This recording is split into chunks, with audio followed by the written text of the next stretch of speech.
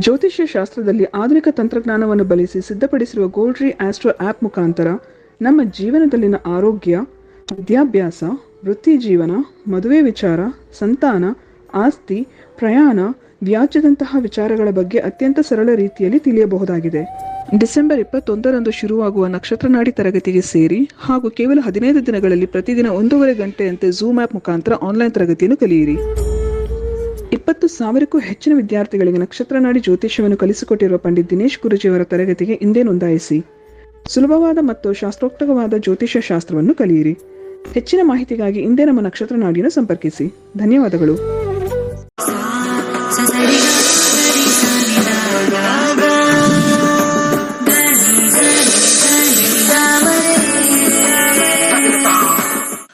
ಓಂ ಶ್ರೀ ಗುರುಭ್ಯೋ ನಮಃ. ಹರಿ ಓಂ.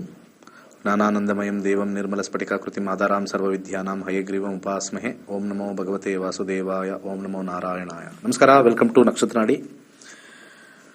ಬಹಳ ಇಂಪಾರ್ಟೆಂಟ್ ವಿಚಾರ ಏನು ಅಂತಂದ್ರೆ,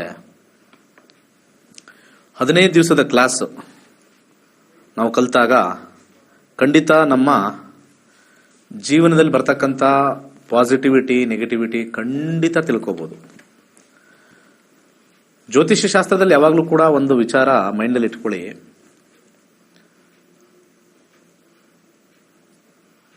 ಪರಿಹಾರ ಅನ್ನೋದು ಜಾತಕದಲ್ಲೇ ಬರೆದಿಟ್ಟಿರುತ್ತೆ.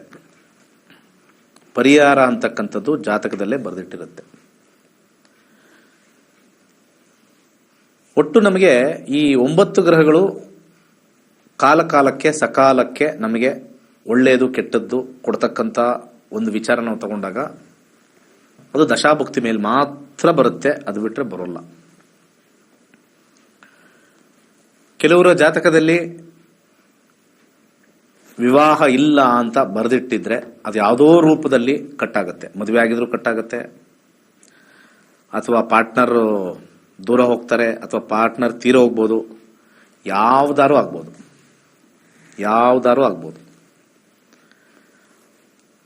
ಹಾಗೆ ಮತ್ತೊಂದು ಕಾಲ ಬಂದಾಗ ಅದು ಬೇಗ ಬರ್ಬೋದು, ಲೇಟಾಗಿ ಬರ್ಬೋದು. ಇನ್ನೊಂದು ಮದುವೆಗೆ ಅನುಕೂಲ ಆಗ್ತಕ್ಕಂಥದ್ದು ಸಾಧ್ಯ ಇದೆ.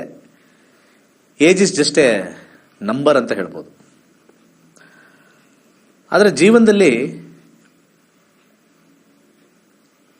ಕಷ್ಟ ಅಂತಕ್ಕಂಥದ್ದು ಅವರವರ ತೂಕಕ್ಕೆ ಒಂದು ಡಿಸ್ಪ್ಲೇ ರೆಡಿ ಮಾಡಿ, ಅವರವರ ತೂಕಕ್ಕೆ ಅವರವರ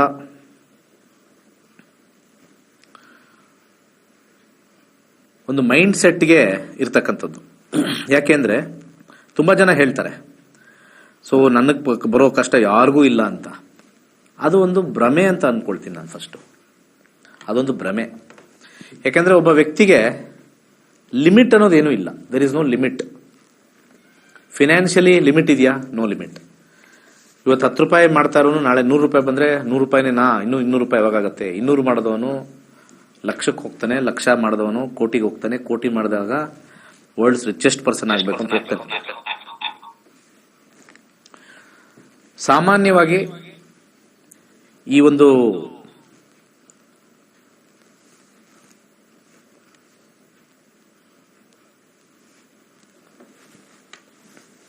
ಜ್ಯೋತಿಷ್ಯ ಶಾಸ್ತ್ರದಲ್ಲಿ ಯಾವ ಒಂದು ಎತ್ತರಕ್ಕೆ ಬೆಳೀತಾರೆ ಅಂತಕ್ಕಂಥದ್ದು ಬಹಳ ಇಂಪಾರ್ಟೆಂಟ್ ಆಗಿರ್ತಕ್ಕಂಥದ್ದು. ಹಾಗೆ ಒಂದೇ ನಿಮಿಷ.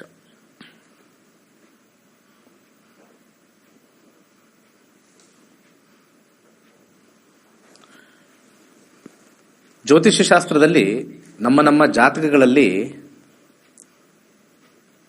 ಯಾವ ಎತ್ತರಕ್ಕೆ ಬೆಳೀತಾರೆ, ಎಷ್ಟು ಕೋಟಿ ಮಾಡ್ತಾರೆ ಅನ್ನೋದು ಬರೋದೇ ಇಲ್ಲ. ಇದು ಬಹಳ ಇಂಪಾರ್ಟೆಂಟ್ ಆಗಿರ್ತಕ್ಕಂಥ ಒಂದು ವಿಚಾರ ನಿಮಗೆ ಇವತ್ತು ಹೇಳ್ತಾ ಇದ್ದೀನಿ. ಸಮಸ್ಯೆ ಏನು ಅಂತಂದ್ರೆ, ಒಬ್ಬರು ಜಾತಕ ನೋಡಿದ ತಕ್ಷಣನೇ ಇವನು ಕೋಟ್ಯಾಧೀಶ್ವರ ಹೇಳಕ್ ಬರೋದಿಲ್ಲ. ಈ ಜಾತಕದವರಿಗೆ ಹಣ ಬರ್ತಕ್ಕಂಥ ದಶ ಅಷ್ಟು ಮಾತ್ರ ಹೇಳ್ಬೋದು, ಹಣ ಕಳ್ಕೊಳ್ತಕ್ಕಂಥ ದಶ ಅಷ್ಟು ಮಾತ್ರ ಹೇಳ್ಬೋದು. ಒಬ್ಬ ಸಣ್ಣ ಟೀ ಅಂಗಡಿ ಇಟ್ಕೊಂಡಿರ್ತಾನೆ, ತಿಂಗಳಿಗೆ ಒಂದು 20,000 25,000 ದುಡಿತಾನೆ. ಆ ಅಂಗಡಿ ಯಾವುದೋ ಒಂದು ರೋಡ್ ವೈಡ್ನಿಂಗೋ ಅಥವಾ ಅಲ್ಲಿರೋರು ಯಾರೋ ಖಾಲಿ ಮಾಡಿಸ್ತಕ್ಕಂಥದ್ದು ಯಾವುದೋ ಒಂದು ಮುಖಾಂತರ ಹೀಲ್ಗೋವೆ. ಯಾರೋ ಒಂದು ದೊಡ್ಡ ಫ್ಯಾಕ್ಟ್ರಿ ಇಟ್ಕೊಂಡಿರ್ತಾರೆ, ತಿಂಗಳ ಒಂದು 10 ಲಕ್ಷ 15 ಲಕ್ಷ ಸಂಪಾದನೆ ಮಾಡ್ತಾ ಇರ್ತಾರೆ. ಹಾಗೆ ಆ ಸಂಪಾದನೆ ಮಾಡ್ತಾ ಇರ್ತಕ್ಕಂಥ ಒಂದು ಸಂದರ್ಭದಲ್ಲಿ ದಶಾಭುಕ್ತಿಗಳೇನೋ ಬದಲಾದಾಗ ಫ್ಯಾಕ್ಟ್ರಿ ಕ್ಲೋಸ್ ಡೌನ್ ಆಗೋದು ಅಥವಾ ಆರ್ಡರ್ ಏನಾರು ಆಗೋದು ಅಥವಾ ಎಕ್ಸ್ಪೋರ್ಟ್ ಹೋಗಿರೋದು ಏನೋ ಒಂದಾಗುತ್ತೆ, 15 ಲಕ್ಷ ಹೊಟ್ಟೋಗುತ್ತೆ. ಇಲ್ಲಿ ನೋಡಿ, ಇಲ್ಲಿ 25,000 ಹೋಯ್ತು, ಅಲ್ಲಿ 15 ಲಕ್ಷ ಬಂತು, 15 ಲಕ್ಷ ಹೋಯ್ತು ತಿಂಗಳಲ್ಲಿ. ಎರಡೂ ಕಾಂಬಿನೇಷನ್ ಸೇಮ್ ಇರುತ್ತೆ ಅವ್ರ ದಶಾಭುಕ್ತಿಲಿ. ಸೊ ಜ್ಯೋತಿಷ್ಯ ಶಾಸ್ತ್ರದಲ್ಲಿ ಯಾರು ಎಷ್ಟು ಎತ್ತರಕ್ಕೆ ಬೆಳೀತಾರೆ ಅನ್ನೋದು ತುಂಬಾನೇ ಟಫ್ ವಿಚಾರ, ಹೇಳಕ್ಕಾಗಲ್ಲ. ಆದರೆ ಜ್ಯೋತಿಷ್ಯದಲ್ಲಿ ಬರ್ತಕ್ಕಂಥ ಒಂದು ಇಂಪಾರ್ಟೆಂಟ್ ಪಾಯಿಂಟ್ ಏನು ಅಂದ್ರೆ, ಕಲ್ತಾಗ ಅವರವರ ಲೆವೆಲ್ ಅವ್ರವ್ರಿಗೆ ಗೊತ್ತಿರುತ್ತೆ. ನಾನು ಒಂದು ಫ್ಯಾಕ್ಟ್ರಿ ಇಟ್ಟಿದ್ದೀನಿ, ಓಕೆ, ನಾನು ಒಂದು ಸಣ್ಣ ಬಟ್ಟೆ ಅಂಗಡಿ ಇಟ್ಟಿದ್ದೀನಿ, ನಾನು ಒಂದು ದಿನಸಿ ಅಂಗಡಿ ಇಟ್ಟಿದ್ದೀನಿ, ನಾನು ಹಾಲಿನ ಕೇಂದ್ರ ಇಟ್ಟಿದ್ದೀನಿ, ನನಗೆ ಎಷ್ಟು ಸಂಪಾದನೆ ಬರುತ್ತೆ ಅಂತ ನಮ್ಗೆ ಗೊತ್ತಿರುತ್ತೆ. ಜ್ಯೋತಿಷ್ಯ ಕಲ್ತಾಗ ಮುಂದಿನ ದಶ ಅದು ಇಂಪ್ರೂವ್ಮೆಂಟ್ ಆಗುತ್ತಾ, ಆ ಹಾಲಿನ ಬಿಸ್ನೆಸ್ ಇನ್ನೂ ಒಂದು 2 ಕಡೆ ನಾನು ಜಾಸ್ತಿ ಮಾಡ್ತೀನಾ, ಅಥವಾ ಒಂದು ಬಟ್ಟೆ ಅಂಗಡಿ ತೆಗೆದೀನಿ ಅದು ಇನ್ನೂ 2 ಬಟ್ಟೆ ಅಂಗಡಿ ಓಪನ್ ಮಾಡ್ತೀನಿ, ಅಥವಾ ಈ ಅಂಗಡಿನೇ ಕ್ಲೋಸ್ ಆಗುತ್ತಾ, ಅದು ಮಾತ್ರ ಜ್ಯೋತಿಷ್ಯದಲ್ಲಿ ತಿಳ್ಕೊಳಕ್ ಸಾಧ್ಯ. ಒಂದೇ ರೋಡ್ ಸೇಮ್ 5 ರಿಂದ 6 ಬಟ್ಟೆ ಅಂಗಡಿ ಇರ್ತವೆ. 5 ರಿಂದ 6 ಬಟ್ಟೆ ಅಂಗಡಿಗೆ ಸೇಮ್ ವ್ಯಾಪಾರ ಎಲ್ಲರಿಗೂ ಆಗಲ್ಲ, ಬೇರೆ ಬೇರೆ ಇರುತ್ತೆ. ಒಬ್ಬನಿಗೆ ಕೋಟಿಗಟ್ಟಲೆ ಬರ್ತಾ ಇರ್ತವೆ, 1 ಲಕ್ಷಗಟ್ಟಲೆ. ಒಬ್ಬನಿಗೆ ಬರೀ ನೋಡ್ತಾ ಇರ್ತಾನೆ, ಈ ಬಾಡಿಗೆ ಕಟ್ಟಕ್ಕಾದ್ರೆ ಸಾಕು ಅಂತ ಕಾಯ್ತಾ ಇರ್ತಾರೆ. ಸೊ ಹೀಗೆ ಕಾಂಬಿನೇಷನ್ ಅಲ್ಲಿ ನಾವು ಒಂದು ಲೆವೆಲ್ ನೋಡ್ಬೋದು ದಶಾದಲ್ಲಿ, ಆದರೆ ಯಾವ ಲೆವೆಲ್ ಅಂತ ಎಲ್ಲೂ ಹೇಳಕ್ಕಾಗಲ್ಲ. ಇದನ್ನ ವೀಕ್ಷಕರು ಮತ್ತೆ ಯಾರ್ಯಾರು ಕೇಳ್ತಾರೆ ಅದನ್ನ ಮೈಂಡಲ್ಲಿ ಇಟ್ಕೊಳ್ಳಿ. We can never tell. ನಾಳೆ ಬಿಲ್ ಗೇಟ್ಸ್ದೋ ಅಥವಾ ಇಲಾನ್ ಮಾಸ್ಕ್ದೋ ಒಂದು ಜಾತಕ ತೋರಿಸ್ಬಿಟ್ಟು ಇವ್ರು ಹೆಂಗೆ ಅಂತಂದ್ರೆ ದುಡ್ಡು ಚೆನ್ನಾಗಿದೆ ಸರ್ ಅಂತ ಹೇಳ್ಬೋದು, ಪ್ರಪಂಚದ ಅತ್ಯಂತ ಕೋಟ್ಯಾಧೀಶ್ವರ ಅಂತ ಹೇಳಕ್ ಸಾಧ್ಯನೇ ಇಲ್ಲ. ಹಿ ಈಸ್ ಗೆಟಿಂಗ್ ಮನಿ. ಅವರವರ ಕರ್ಮಾನುಸಾರ ಬರ್ತಕ್ಕಂಥದ್ದು ಹಣ.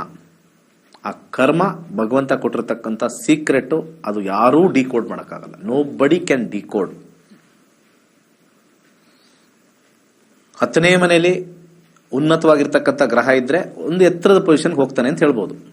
ಅವನು ವಿಲೇಜ್ ಪಂಚಾಯಿತಿ ಆಗಿರ್ಬೋದು, ಹಾಗೆ ಒಂದು ಕಾರ್ಪೊರೇಟರ್ ಆಗಿರ್ಬೋದು, ಅಥವಾ ಒಬ್ರು MLA ಆಗಿರ್ಬೋದು, ಮಿನಿಸ್ಟರ್ ಆಗಿರ್ಬೋದು. 10ನೇ ಮನೆ ತೋರಿಸುತ್ತೆ. ಆದ್ರೆ ಕಾರ್ಪೊರೇಟ್ ಅವನಿಗೆ ಜಾಸ್ತಿ ದುಡ್ಡು ಕಮ್ಮಿ ದುಡ್ಡು, ಮಿನಿಸ್ಟರ್ಗೆ ಜಾಸ್ತಿ ದುಡ್ಡು ಕಮ್ಮಿ ದುಡ್ಡು, ಎಷ್ಟೊಂದು ವೆರೈಟಿ ಇರುತ್ತೆ. ಎಷ್ಟೋ ಮಿನಿಸ್ಟರ್ಗಳು ಒಂದು ಕಾರ್ಪೊರೇಟರ್ಗಿನ ದುಡ್ಡು ಕಮ್ಮಿ ಇರುತ್ತೆ, ಅದು ಬೇರೆ. ಆದರೆ ಹಣದ ಮೊತ್ತ ಅದು ಕರ್ಮಫಲದಿಂದ ಬಂದಿರುತ್ತೆ. ಅದು ಭಗವಂತನ ಒಂದು ಕೋಡ್, ಅದು ಅದನ್ನ ಡಿಕೋಡ್ ಮಾನವ ಮಾಡೋಕ್ಕಾಗೋದಿಲ್ಲ, ಜ್ಯೋತಿಷದಲ್ಲಿ ನೋಡೋಕ್ಕೂ ಆಗಲ್ಲ, ಸಾಧ್ಯನೇ ಇಲ್ಲ. ಸುಮ್ಮನೆ ನಾವು ಸಾಮಾನ್ಯವಾಗಿ ಏನ್ ಹೇಳ್ತಾ ಇರ್ತೀವಿ, ಓ ಗಜಕೇಸರಿ ಯೋಗ, ಆ ಯೋಗ, ಅದು ಬರುತ್ತೆ ಇದು ಬರುತ್ತೆ, ಅವೆಲ್ಲ ಏನಿಲ್ಲ. ಗಜಕೇಸರಿ ಯೋಗ ಒಬ್ಬ ಸಣ್ಣ ಗಾಡಿಲಿ ತಳ್ಳೋ ಗಾಡಿಲಿ ಇರ್ತಕ್ಕಂಥ ಒಂದು ಇಡ್ಲಿ ಚಿತ್ರಾನ್ನ ಮಾರ್ತಕ್ಕಂಥವನಿಗೆ ಗಜಕೇಸರಿ ಯೋಗ ಬಂದ್ರೆ ಸ್ವಲ್ಪ ಜನ ಜಾಸ್ತಿ ಬರ್ಬೋದು. ಅದೇ ಒಂದು ಸಣ್ಣ ಬಟ್ಟೆ ವ್ಯಾಪಾರಿ ಇಟ್ಕೊಂಡಿರೋನು ಗಜಕೇಸರಿ ಯೋಗ ಇದ್ರೆ ಇನ್ನು ಸ್ವಲ್ಪ ಜನ ಜಾಸ್ತಿ ನುಗ್ಗಿ ತಗೊಳ್ತಕ್ಕಂಥ ಇರ್ಬೋದು. ಅದೇ ತರ ಸ್ಟಾರ್ ಹೋಟ್ಲ್ ಇರೋನು ಗಜಕೇಸರಿ ಯೋಗ ಬಂತು ಅಂತಂದ್ರೆ ಇನ್ನೊಂದು ಸ್ಟಾರ್ ಹೋಟ್ಲ್ ಮಾಡಕ್ಕೆ ಸಹಾಯ ಮಾಡುತ್ತೆ. ಇದು ಗಜಕೇಸರಿ ಯೋಗ. ಸಾಮಾನ್ಯ ರೋಡ್ ಸೈಡ್ ಇರೋನ್ಗೂ ಗಜಕೇಸರಿ ಯೋಗ ಬರುತ್ತೆ, ಸ್ಟಾರ್ ಹೋಟ್ಲ್ ಇರೋನ್ಗೂ ಗಜಕೇಸರಿ ಯೋಗ ಬರುತ್ತೆ, ಇಬ್ರಿಗೂ ಗಜಕೇಸರಿ ಯೋಗ ಬರುತ್ತೆ. ಆದ್ರೆ ಕಾಂಬಿನೇಷನ್ ಆಫ್ ಮನಿ ಇಬ್ರಲ್ಲೂ ಬರುತ್ತೆ. ಯಾವ ಎತ್ತರಕ್ಕೆ ಬೆಳೀತಾರೆ ಅನ್ನೋದು ಸಾಧ್ಯನೇ ಇಲ್ಲ ಜ್ಯೋತಿಷದಲ್ಲಿ ಹೇಳಕ್ಕೆ. ಸೊ ಜ್ಯೋತಿಷ್ಯನೇ ಹೇಗೆ ತಗೊಳ್ಬೇಕು ನಾವು ಫೈನಲಿ ಹಾಗಿದ್ರೆ ಅಂತಂದ್ರೆ, ಈಗಿರೋ ಪರಿಸ್ಥಿತಿಯಿಂದ ಮುಂದಿನ ಪರಿಸ್ಥಿತಿ ಚೆನ್ನಾಗಿ ಆಗುತ್ತೀವಾ ಅಥವಾ ಈಗಿರೋ ಪರಿಸ್ಥಿತಿಯಿಂದ ಕೆಳಗಿಳಿತೀವಾ ಅಂತದಕ್ಕಂತ ನೋಡ್ತಕ್ಕಂಥದ್ದು ಒಂದೇ ವಿಚಾರಕ್ಕೆ 15 ದಿವಸದ ಕ್ಲಾಸು ಸೇರ್ಕೊಳ್ಳಿ, ಡಿಸೆಂಬರ್ 21ನೇ ತಾರೀಕು. ಹಾಗೆ ವಿಶೇಷವಾಗಿ ನಾನು ರಿಸರ್ಚ್ ಮಾಡಿರ್ತಕ್ಕಂಥ 2 ಇಂಪಾರ್ಟೆಂಟ್ ವಿಚಾರ. ಒಂದು ಗೂಬೆ ಉಂಗುರ, ಇವತ್ತು ನಾನು ಹಾಕಿರ್ತೀನಿ, ಯಾವಾಗಲೂ ಗೂಬೆ ಉಂಗುರ ಹಾಕಿರ್ತೀನಿ. ಇಲ್ಲಿ ತುಂಬಾ ಜನ ಗೂಬೆ ಉಂಗುರ ತಗೊಳ್ತಾರೆ. ಆಮೆ ಉಂಗುರ ಹೆಲ್ತ್ಗೆ, ಅರ್ಥ ಆಯ್ತಲ್ಲ. ಗೂಬೆ ಉಂಗುರ ಬಂದ್ಬಿಟ್ಟು ಫಿನಾನ್ಷಿಯಲ್ ಸ್ಟ್ರೆಂತ್ಗೆ, ಹಾಗೆ ಎರಡನೇ ವಿಚಾರ ಕೈಲಾಶ ಯಂತ್ರ. ದಿ ಮೋಸ್ಟ್ ಪವರ್ಫುಲ್, ಮನೆಯಲ್ಲಿ ನೆಮ್ಮದಿ ಇರ್ತಕ್ಕಂಥದ್ದು, ಆರೋಗ್ಯಕರವಾಗಿರ್ತಕ್ಕಂಥದ್ದು, ಇರೋದನ್ನ ಸ್ಟೆಬಿಲೈಸ್ ಮಾಡ್ತಕ್ಕಂಥ ಒಂದು ಯಂತ್ರ ಕೈಲಾಶ ಯಂತ್ರ. ಅವೆರಡರದ್ದು ಒಂದು ವಿಡಿಯೋ ನೋಡ್ಕೊಂಬರೋಣ ಬನ್ನಿ. ಒಂದು ವಿಡಿಯೋ ಪ್ಲೀಸ್, ಒಂದು ವಿಡಿಯೋ. ದೇವತಾ ವಾಹನಗಳಲ್ಲಿ ಗೂಬೆಯು ಶ್ರೀ ಮಹಾಲಕ್ಷ್ಮಿಯ ವಾಹನವಾಗಿದೆ. ಗೂಬೆಯು ಕತ್ತಲನ್ನು ಭೇದಿಸುವ ಶಕ್ತಿಯನ್ನು ಹೊಂದಿರುವುದರಿಂದ ಎಲ್ಲಾ ರೀತಿಯ ಆರ್ಥಿಕ ಸಮೃದ್ಧಿಯನ್ನು ಸೂಚಿಸುತ್ತದೆ. ಗೂಬೆಯ ಉಂಗುರವನ್ನು ಧರಿಸುವುದರಿಂದ ಉತ್ತಮ ಆರ್ಥಿಕ ಬೆಳವಣಿಗೆ ಮತ್ತು ಅನಗತ್ಯ ಖರ್ಚುಗಳನ್ನು ನಿಯಂತ್ರಿಸಬಹುದಾಗಿದೆ. ಗೂಬೆಯ ಉಂಗುರಕ್ಕಾಗಿ ಈ ಕೆಳಗಿನ ಸಂಖ್ಯೆಗಳಿಗೆ ಕರೆ ಮಾಡಬಹುದು. ಧನ್ಯವಾದ.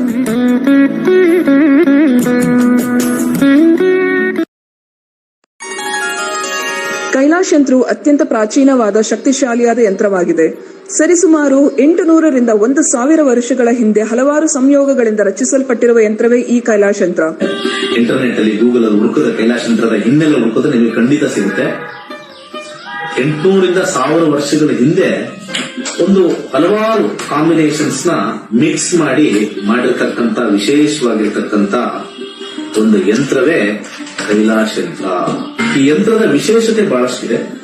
ಇದರ ಮಧ್ಯದಲ್ಲಿ ಕೋರ್ ಅಂತ ನಾವೇನ್ ಕರಿತೀವಿ, ಇದು ಚೈನೀಸ್ ನ್ಯೂಮರಾಲಜಿ ಬರ್ತಕ್ಕಂಥ ಲೋಶೋ ಗ್ರಿಡ್. ಹಾಗೆ ಇದರ ಸುತ್ತ ಇರತಕ್ಕಂಥದ್ದು ವಿಶೇಷವಾಗಿರ್ತಕ್ಕಂಥ 12 ಪ್ರಾಣಿಗಳು, ಅದು ಚೀನಿ ಪ್ರಾಣಿಗಳು, ಅನಿಮಲ್ ಸ್ಪಿರಿಟ್ಸ್ ಅಂತ ಹೇಳಿ ಕೆಲವರು ಮಾಡ್ತಾರೆ. ಅದ್ರ ಸುತ್ತ ಔಟರ್ ಲೇಯರ್ ಇರತಕ್ಕಂಥ ವಿಶೇಷವಾಗಿರ್ತಕ್ಕಂಥ ಮಂತ್ರ. ಅದಾದ್ಮೇಲೆ 4ರಲ್ಲಿ ದಿಗ್ಬಂಧ ಆಗಿರ್ತಕ್ಕಂಥದ್ದು. ಒಂದು ಓಮಿಂದ ದಿಗ್ಬಂಧ ಆಗಿದೆ, ಇನ್ನೊಂದು ಸ್ವಸ್ತಿಕಿಂದ ದಿಗ್ಬಂಧನ ಆಗಿದೆ, ಒಂದು ಶಿವನ ಒಂದು ಅಂಶ ಆಗಿರ್ತಕ್ಕಂಥ ಫೋಟೋಯಿಂದ ದಿಗ್ಬಂಧನ ಆಗಿದೆ, ಕೊನೆಯಲ್ಲಿ ಒಂದು ತ್ರಿಶಕ್ತಿ ಇರತಕ್ಕಂಥ ತ್ರಿಶೂಲದಿಂದ ದಿಗ್ಬಂಧನ ಆಗಿರ್ತಕ್ಕಂಥದ್ದು. ಈ ಒಂದು ಯಂತ್ರ ನೆಮ್ಮದಿ, ಹಣಕಾಸು ವಿಚಾರ ಮತ್ತೆ ಆರೋಗ್ಯಕ್ಕೆ ಶಕ್ತಿಶಾಲಿಯಾಗಿರ್ತಕ್ಕಂಥ ಒಂದು ಯಂತ್ರ. ಸೊ ಅನೇಕ ಕಡೆಯಲ್ಲಿ ನಿಮಗೆ ಇದ್ರದ್ದು ಕಬ್ಣ ಮಿಕ್ಸ್ ಕಮ್ಮಿ ರೇಟ್ ಅಲ್ಲೂ ಸಿಗುತ್ತೆ, ಹಾಗೆ ಬರೀ ಕಾಪರ್ ಸಿಗುತ್ತೆ, ಬರೀ ಬ್ರಾಸ್ ಸಿಗುತ್ತೆ. ನಮ್ಮಲ್ಲಿ ವಿಶೇಷವಾಗಿರ್ತಕ್ಕಂಥ ಬ್ರಾಸ್ ಅಲ್ಲಿ ಮಾಡಿರ್ತಕ್ಕಂಥ ವಿಶೇಷವಾಗಿರ್ತಕ್ಕಂಥ ಕೈಲಾಶ್ ಯಂತ್ರ ಪ್ರಾಣ ಪ್ರತಿಷ್ಠೆ ಮಾಡಿ ನಿಮಗೆ ತಲುಪಿಸ್ತಕ್ಕಂಥದ್ದು. ಮತ್ತೆ ಅದರದ್ದು ಗೇಜು ಬಹಳ ಇಂಪಾರ್ಟೆಂಟ್ ಆಗಿರುತ್ತೆ. ಯಾಕಂದ್ರೆ ನಮ್ಮ ಕೈಲಾಶ್ ಯಂತ್ರ ನಮ್ಮಲ್ಲಿ ಸಿಗ್ತಕ್ಕಂಥದ್ದು ಗೇಜ್ ದಪ್ಪ ಇರುತ್ತೆ. ದಪ್ಪ ಇದ್ದಷ್ಟು ಕೂಡ ಯಂತ್ರ ಬಲಿಷ್ಠವಾಗಿರುತ್ತೆ, ಯಂತ್ರದ ಒಂದು ಕಾರ್ಯ ಬಲಿಷ್ಠವಾಗಿರುತ್ತೆ. ಬೇರೆ ಕಡೆ ಎಲ್ಲ ತೆಳು ಇರುತ್ತೆ. ಅದು ಸೇಲ್ಸ್ ಕಾನ್ಸೆಪ್ಟ್ ಅಲ್ಲಿ ಮಾಡಿದ್ರು ಕೂಡ, ನಾವಾಗ್ಲಿ ಅವರಾಗ್ಲಿ ಮಾಡಿದ್ರು ಕೂಡ ನಾವು ಒಂದು ಪ್ರಮಾಣದಲ್ಲಿ ಮಾಡ್ತಕ್ಕಂಥ ಒಂದು ವಿಚಾರ. ಸೊ ಅದನ್ನ ದೇವರ ಮನೆಯಲ್ಲಿ ಅಥವಾ ದೇವರ ಜಗಲಿಲಿ ಯಾವುದೇ ದಿಕ್ಕಲ್ಲಿ ಇಟ್ಟು ಕೆಂಪು ಹೂವಿನಲ್ಲಿ ಪೂಜೆ ಮಾಡತಕ್ಕಂಥದ್ದು. ಆ ಕೆಂಪು ಹೂವಿನಿಂದ ಕೆಳಗಡೆ ಕೊಟ್ಟಿರ್ತಕ್ಕಂಥ ಮಂತ್ರ ಓಂ ಕ್ಲೀಂ ಹರ್ ವೀರಾಯ ಭೂಶಂಕರ ಲಕ್ಷ್ಮೀ ಕುರುಕುರು ಸ್ವಾಹ ಎನ್ನುವ ವಿಶೇಷವಾಗಿರ್ತಕ್ಕಂಥ ಮಂತ್ರನ ಸೋಮವಾರ 108 ಸತಿ ಪಠನೆ ಮಾಡಬಹುದು. ಆಸಕ್ತಿ ಇರೋರು, ಸಮಯ ಇರೋರು ಪ್ರತಿನಿತ್ಯ ಆ ಯಂತ್ರದ ಮುಂದೆ ಪಠನೆ ಮಾಡಿದ್ರೆ ನಾವು ಹೇಳಬೇಕಾಗಿಲ್ಲ, ನಿಮ್ಮ ಎಕ್ಸ್ಪೀರಿಯನ್ಸ್ ನೀವೇ ಹಾಕ್ತೀರಾ. ಈ ಯಂತ್ರವನ್ನು ವಿಶೇಷವಾಗಿ ಹಿತ್ತಾಳೆಯಿಂದ ರಚಿಸಿ ಪ್ರಾಣ ಪ್ರತಿಷ್ಠೆ ನಂತರ ತಲುಪಿಸಲಾಗುತ್ತದೆ. ಕೈಲಾಶ್ ಯಂತ್ರಕ್ಕಾಗಿ ನಮ್ಮ ನಕ್ಷತ್ರ ನಾಡಿಯನ್ನು ಸಂಪರ್ಕಿಸಿ. ಧನ್ಯವಾದಗಳು. ಓಕೆ, ಡಿಸೆಂಬರ್ 21ನೇ ತಾರೀಕು ನಮ್ಮ ಕ್ಲಾಸಸ್ ಇರ್ತಕ್ಕಂಥದ್ದು.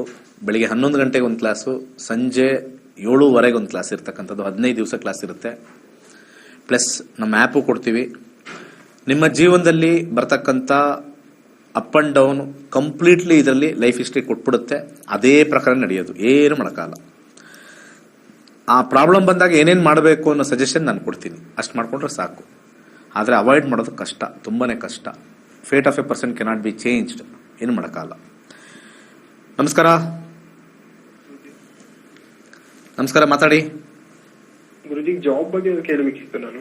ಹೇಳಿ. ಜಾಬ್ ಅಟೆಂಡ್ ಆಗಿದ್ದೇನೆ ಗುರುಜಿ. 2 ರೌಂಡ್ಸ್ ಮುಂದಿದೆ. 3rd ರೌಂಡ್ ಜನವರಿ ಮಿಡ್ ಇಲ್ಲ ಫೆಬ್ರವರಿಯಲ್ಲಿ ಇರುತ್ತೆ. Travelling related job. ಏನಂದ್ರೆ ಇನ್ನೊಂದ್ಸಲ ಅರ್ಥನೇ ಆಗ್ತಲ್ಲ ನೀವು ಕೇಳ್ತಾ ಇರೋದು. ಇಂಟರ್ವ್ಯೂ ಅಟೆಂಡ್ ಆಗಿದ್ದೀನಿ ಗುರುಜಿ. 2 ರೌಂಡ್ಸ್ ಆಗಿದೆ, ಕಂಪ್ಲೀಟ್ ಆಗಿದೆ. 3rd ರೌಂಡ್ ಜನವರಿಯಲ್ಲಿ ಇಲ್ಲ ಅಂದ್ರೆ ಫೆಬ್ರವರಿಯಲ್ಲಿ ಇರುತ್ತೆ ಗುರುಜಿ. 3rd ರೌಂಡ್ 1 to 249 ನಂಬರ್ ಹೇಳಿ. 1 to 249. 98 ಗುರುಜಿ. 98 ಜಾಬ್.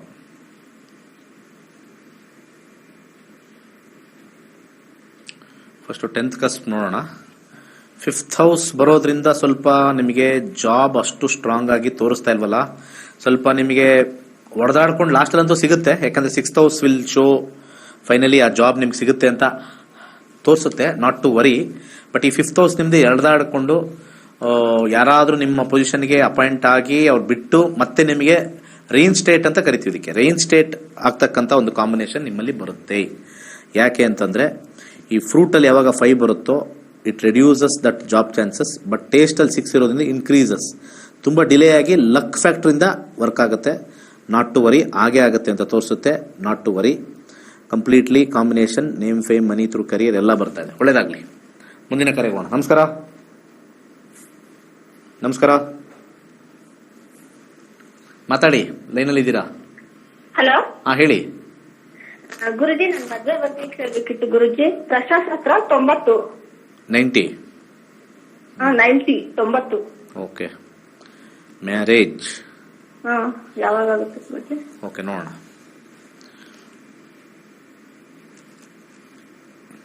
ಕ್ಲಾಸ್ ಅದು 7ನೇ ಮನೆ. 7ನೇ ಮನೆ ಶನಿ 7ನೇ ಮನೆ ತೋರಿಸ್ತಾ ಇದೆ.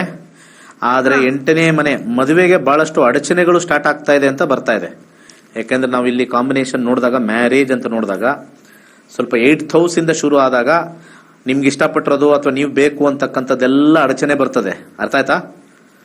ಕೊನೆಗೆ ಮದುವೆ ಕಾಂಬಿನೇಷನ್ ಅಂತೂ ಫ್ರೂಟ್ ಅಲ್ಲಿ ಅದ್ಭುತವಾಗಿ ಕಾಂಬಿನೇಷನ್ ಅಂತೂ ಇದೆ ಇಲ್ಲಿ. ಆದ್ರೆ ಅಂಡರ್ಗ್ರೌಂಡ್ ಅಲ್ಲಿ 6, ಇಲ್ಲಿ ಅಂಡರ್ಗ್ರೌಂಡ್ ಅಲ್ಲಿ 10 ಬಂದಿರತಕ್ಕಂಥದ್ದು, ಪ್ಲಸ್ 5 ಸ್ವಲ್ಪ ಬ್ಲೂ ಕಲರ್ ಇದೊಂದು ಮದುವೆ ಯೋಗ ಚೆನ್ನಾಗಿದೆ. ಬಟ್ ಆದ್ರೆ ಅಬ್ಸ್ಟಕಲ್ಸ್ ಇಂದ ಆಗುತ್ತೆ. ಯಾವಾಗ ಆಗುತ್ತೆ ಅದು ನೋಡೋಣ. 2025 ಸೆಪ್ಟೆಂಬರ್ಗೂ ಸೂರ್ಯ ಮದುವೆ ಕಾಂಬಿನೇಷನ್ ತೋರಿಸ್ತಾ ಇದ್ದಾನೆ. 2025 ಸೆಪ್ಟೆಂಬರ್, ಮುಂದಿನ ವರ್ಷ ಸೆಪ್ಟೆಂಬರ್ ಒಳಗಡೆ ಆಗೇ ಆಗುತ್ತೆ. ಸ್ವಲ್ಪ ಯಾಕೋ ಇಂಟ್ರೆಸ್ಟೆಡ್ ಮ್ಯಾರೇಜು ಅಥವಾ ನಿಮ್ಗೆ ಬೇಕಾಗಿರ್ತಕ್ಕಂಥದ್ದು ಲವ್ ಅಂತಾನು ತಗೊಳ್ಬಹುದು, ಅಥವಾ ಇಂಥದೇ ಬೇಕು ಅಂತ ಬರ್ತಕ್ಕಂಥ ಮ್ಯಾರೇಜ್ ತೋರಿಸ್ತಾ ಇದೆ. ಆಗುತ್ತೆ, ಸಕ್ಸಸ್ ಆಗುತ್ತೆ. ಸ್ವಲ್ಪ ಎಳೆದಾಡ್ಕೊಂಡು. ಒಳ್ಳೇದಾಗ್ಲಿ. ಮುಂದಿನ ಕರೆಗೆ ಹೋಗೋಣ. ನಮಸ್ಕಾರ. ನಮಸ್ಕಾರ ಎಲ್ಲರಿಗೂ. ಒಬ್ರು ಬಂದಿಲ್ಲ ಲೈನಲ್ಲಿ. ಬಂದ್ರಾ? ಹಲೋ. ಹಾ, ಬಂದ್ರು. ನಮಸ್ಕಾರ. ನಮಸ್ತೆ ಸರ್. ಹೇಳಿ. ನಮ್ಮ ಮಗಳ ಬಗ್ಗೆ ಕೇಳ್ಬೇಕಿತ್ತು ಸರ್. ಯಾರ ಬಗ್ಗೆ? ಮಗಳ ಬಗ್ಗೆ ರೀ. ಹಾ, ಏನ್ ಕೇಳ್ಬೇಕು? ಅವ್ರದ್ದು ಎಜುಕೇಶನ್ ಬಗ್ಗೆ ಕೇಳ್ಬೇಕಿತ್ತು ಸರ್. ಹಾ, ಹೇಳಿ. ಅವಳು 18ನೇ ತಾರೀಕು ರೀ ಸರ್. 18 ನವೆಂಬರ್ 2005 ಹುಟ್ಟಾಡ್ರಿ ಸರ್. ಕರೆಕ್ಟ್ ಆಗಿ ಹೇಳಮ್ಮ, ನೀಟಾಗಿ. 18 ನವೆಂಬರ್ 2005 ರೀ. 2005. ಸಮಯ ಬೆಳಿಗ್ಗೆ 7:00 ಹುಬ್ಳಿ ಒಳಗೆ ಹುಟ್ಟಾಡ್ರಿ ಸರ್. ಕರೆಕ್ಟ್ ಆಗಿ 7:00 ಎಲ್ಲ ಇರಲ್ಲ. ಟೈಮ್ ಕರೆಕ್ಟ್ ಆಗಿ ತಗೋಬೇಕು ನೀವು. ಯಾವಾಗ್ಲೂ 9:34 ಇರುತ್ತೆ, 36 ಇರುತ್ತೆ. ಅವಾಗಲೇ ನಮಗೆ ಕಸ್ಪಲ್ ನೋಡಕ್ ಸಾಧ್ಯ ಆಗುತ್ತೆ. ಇಲ್ದರೆ ಕಸ್ಪಲ್ ನೋಡಿಲ್ಲ ಅಂದ್ರೆ ನಾವು ಕಾಂಪೌಂಡರ್ ತರ ಹೇಳ್ಬೇಕಾಗತ್ತೆ. 4ನೇ ಮೇಲೆ ಅವರಿದ್ದಾರೆ, 4ನೇ ಮೇಲೆ ಇವರಿದ್ದಾರೆ, 4ರಲ್ಲಿ ಅವರು ಶನಿಯ ಮನೆ ಬಂದಿದೆ, ಅದು ಮನೆ ಶನಿ ದೃಷ್ಟಿ ಬಿದ್ದಿದೆ, ಇಂಥವ್ ಹೇಳ್ಕೊಂಡ್ ಕುತ್ಕೋಬೇಕು. ಅವೆಲ್ಲ ಜ್ಯೋತಿಷ್ಯ ಅಲ್ವೇ ಅಲ್ಲ.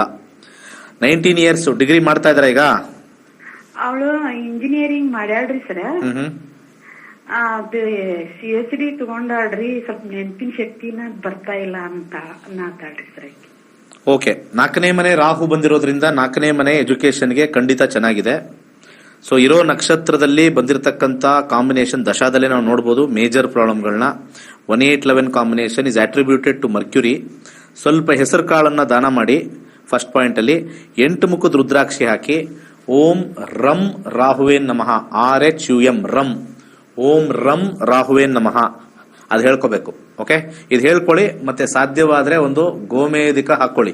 ಎಜುಕೇಶನ್ ಮಾಡೇ ಮಾಡ್ತಾರೆ, ಸ್ವಲ್ಪ ಸೆಲ್ಫ್ ಎಫರ್ಟ್ ಇಂದ ಕ್ಲಿಯರ್ ಆಗುತ್ತೆ, ಹಾಗೆ ಆಗುತ್ತೆ. ಇನ್ನೊಂದೇನು ಅಂತಂದ್ರೆ, ಈ ಡಿಗ್ರಿ ಮಾಡ್ಬೇಕಾದ್ರೆ ನೆನಪಿನ ಶಕ್ತಿಗೆ 2 ವಿಚಾರಗಳು ಬರುತ್ತೆ. ಒಂದು, ಇವತ್ತಿನ ಒಂದು ಎಜುಕೇಶನ್ ಸಿಸ್ಟಮ್ ತುಂಬಾ ಲೋಡ್ ಮಾಡಿದ್ದಾಗ, ಪ್ರೆಷರ್ ಆದಾಗ ಬರೋದು ಸಾಧಾರಣವೇ ಆಗುತ್ತೆ. ಹಾಗೆ ಪ್ರಾಕ್ಟೀಸ್ ಒಂದೇನೆ ಇರ್ತಕ್ಕಂಥದ್ದು. ಪ್ರಾಕ್ಟೀಸ್ ಮಾಡಲೇಬೇಕು. ಯಾಕಂದ್ರೆ ವಿತೌಟ್ ಪ್ರಾಕ್ಟೀಸ್ ಯಾವುದು ತಲೆಯಲ್ಲಿ ಇಟ್ಕೊಳಕ್ ಆಗಲ್ಲ. ಯಾಕಂದ್ರೆ 3 ಅವರಲ್ಲಿ 1 ವರ್ಷ ಓದಿರೋದೆಲ್ಲ ಬರಿಬೇಕಲ್ಲ. That is the issue. ನಮಸ್ಕಾರ ಗುರುಜಿ. ನಮಸ್ಕಾರ ಗುರುಜಿ. ಹೇಳಿ. ನನ್ನ ಮಗನ ಕೇಳ್ತಾ ಇದ್ದೀನಿ ಗುರುಜಿ. ಹೇಳಿ. ಯೋಗೀಶ್ ದೇವಿ ಅಂತ ಅವನ ಹೆಸರು. ಹೇಳಿ. ಅವನು ಜಾಬ್ಗೆ ಟ್ರೈ ಮಾಡ್ತಾ ಇದ್ವಿ, ಅದಾಗುತ್ತೆ ಅಂತ ಹೇಳ್ಬುದಿ. ಪ್ರಶ್ನಾಶಾಸ್ತ್ರಕ್ಕೆ ಹೋಗ್ತೀನಿ. 1 to 249. 29. ಒಂದು ನಿಮಿಷ. 29 ಜಾಬ್.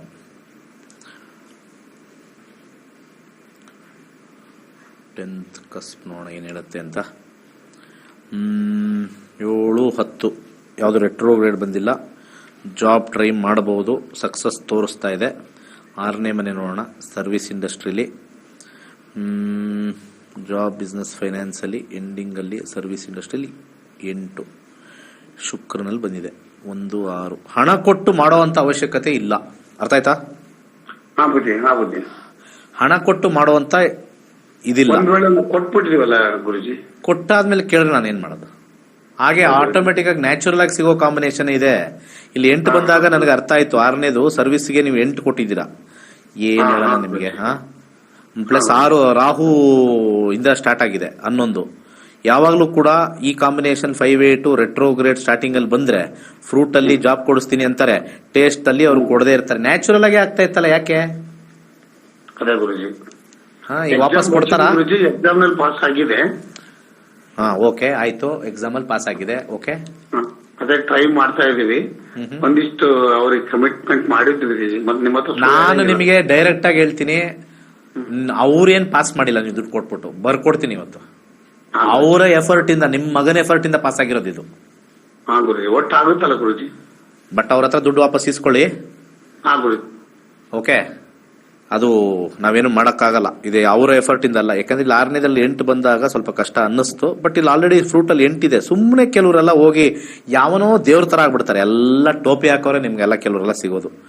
ಎಷ್ಟು ಜನ ನಾನು ನೋಡಿದೀನಿ ಈ ನಾರ್ತ್ ಕರ್ನಾಟಕದವರು. ನನ್ನ ನಿಜವಾಗ್ಲೂ ಹೇಳ್ತೀನಿ, ನನಗೆ ಹೈಯೆಸ್ಟ್ ಕಾಲ್ ಬರೋದು ನಾರ್ತ್ ಕರ್ನಾಟಕ. ಗೌರ್ಮೆಂಟ್ಗೆ ಅವನಿಗೆ ದುಡ್ಡು ಕೊಟ್ಟೆ, ಇವನಿಗೆ ದುಡ್ಡು ಕೊಟ್ಟೆ. ಚೊಂಬು ರೇಟು ಬರಲ್ಲ ನಿಮಗೆ. ಚೊಂಬು ಪ್ಲಾಸ್ಟಿಕ್ ಚೊಂಬು ಕೊಡ್ತಾರೆ. ಸ್ಟೀಲ್ ಚೊಂಬು ಆದ್ರೂ ಓಕೆ, ಮಾರ್ಕೊಂಡು 1-2 ರೂಪಾಯಿ ತಗೋಬಹುದು. ಪ್ಲಾಸ್ಟಿಕ್ ಚೊಂಬು ಬೆಲೆನೇ ಇಲ್ಲ.